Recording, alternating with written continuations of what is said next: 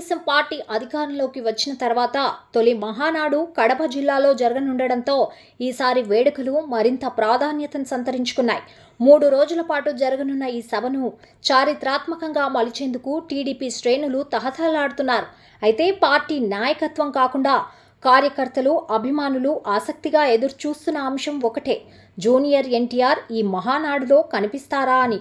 ఇటీవల కాలంలో ఎన్టీఆర్ వ్యవహార శైలిలో వస్తున్న మార్పులు, నందమూరి కుటుంబ కార్యక్రమాల్లో అతడి చురుకైన పాల్గొనడం రాజకీయంగా కొత్త ఊహాగానాలకు తావిస్తోంది.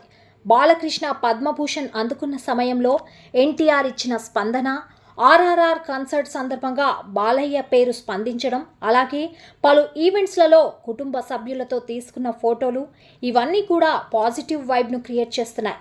ఈ నేపథ్యంలో మహానాడు వేదికపై ఆయన కనిపిస్తే ఆ దృశ్యం టీడీపీకి భావోద్వేగ వాతావరణాన్ని కలిగించడమే కాదు, పార్టీ మద్దతుదారుల్లో కొత్త శక్తిని నింపనుంది. ఇప్పటి వరకు జూనియర్ ఎన్టీఆర్ మహానాడుకు హాజరు కానున్నారనే విషయంపై అధికారిక సమాచారం ఏదీ లేకపోయినా పార్టీ వర్గాలు మాత్రం తలపోయిన అతిథుల జాబితాలో ఆయన పేరు ఉందనే సంకేతాలు ఇస్తున్నాయి.